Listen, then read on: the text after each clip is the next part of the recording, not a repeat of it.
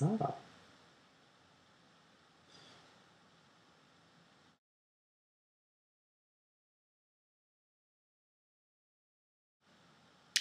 Hi, my name is Aaron, and I will be reviewing the Pathfinder Core Rulebook. Now, let me explain. I am a new gamer.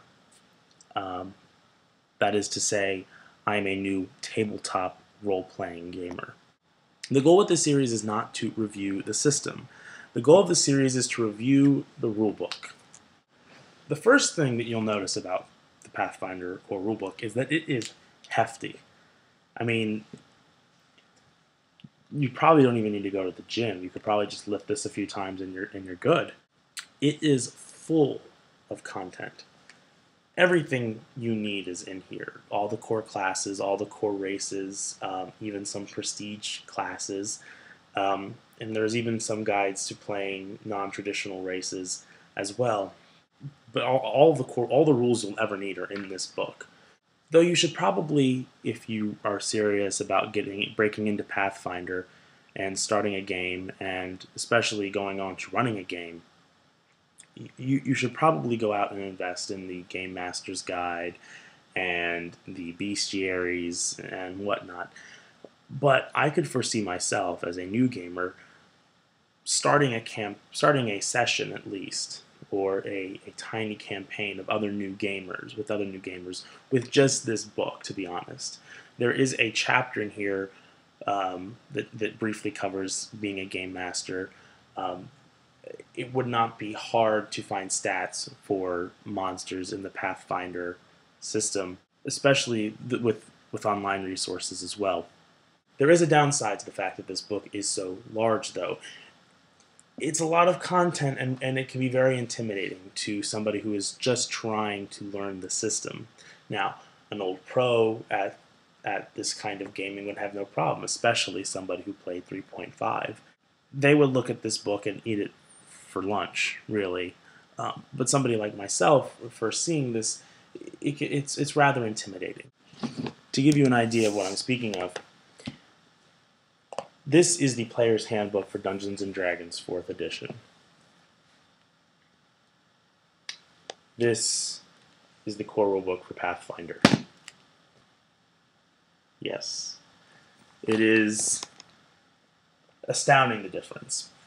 Which is to say, though, that ideally, to really have the full experience with Dungeons & Dragons 4th edition, you would have to have at least 5 of these books.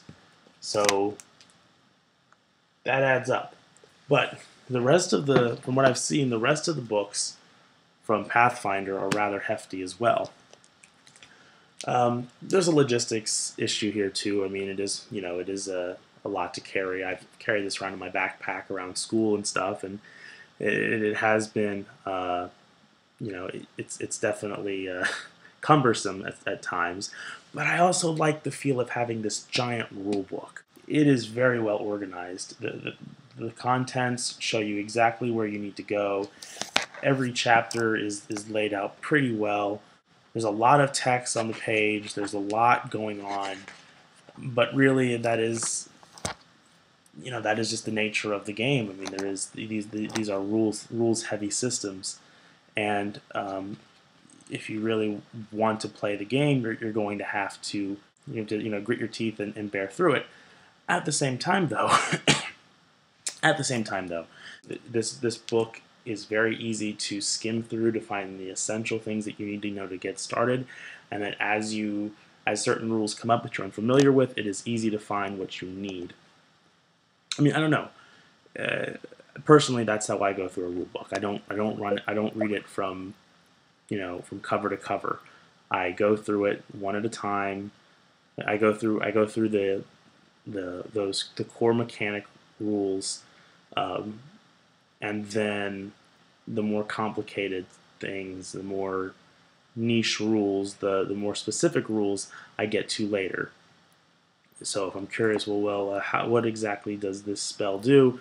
Then I would just go, look, spells, and there you go. It's all there for you. And Let me say that is actually one of my favorite features of this book, is the chapter on spells, chapter 10. It is a huge. It has to be the largest chapter in the book. Let me just look at this real quick.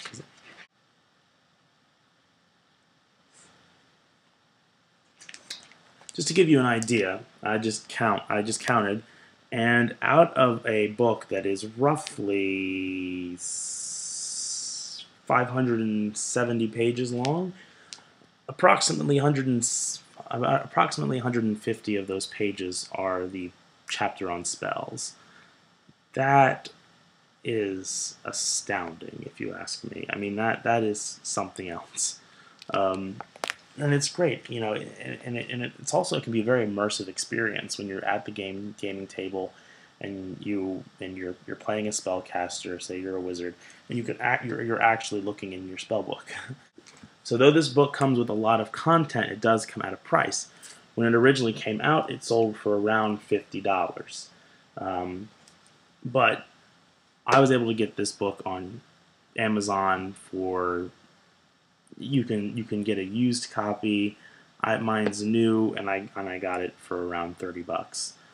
So the price has depreciated considerably, and I'm sure even at your local gaming store it would be marked down a little bit, I'm sure. I can't say that I know much about pricing of these things, but it's still it's an investment, and especially if you were going to buy more books in this system, they are all around that same price range. The hobby in general is an expensive one, like most hobbies. You get what you pay for, to be honest. And I think that I think for what this book is selling at now on Amazon, it is well worth it. It is well worth your investment. You get a lot of bang for your buck. And so let's just go into some superficial details about it. It is a pretty book. It is fully illustrated. It is a fully illustrated book. I love the illustrations of the different classes. Each chapter starts with some really cool flavor text. It follows the adventures of a few different characters that they use as their models for different classes. It really helps you kind of immerse yourself into the experience of the book. It's amazing. It is very beautiful. Beautiful designs on each page. It is very nice. It's fully colored. It has, you know, like most of these rule books, it has a very well put together character sheet in the back, which is easy to photocopy for later use. The index is extremely useful. It is a great reference guide when having any questions about rules or anything. To be honest, this book is one of my favorite rule books in my collection. It's fun to actually open this book up, look at it. It inspires you to create a character. It inspires you to start gaming. You know, I would highly recommend it if you don't already have this book. So that does it for this first episode of RPG Book Review. I hope you enjoyed it. I think I'm going to end each of these episodes with a question, and this week's question is, how do you read a gaming rulebook? Please feel free to contribute feedback in the comments section, and once again, I'm Aaron Van Sock with RPG Book Review. See you later.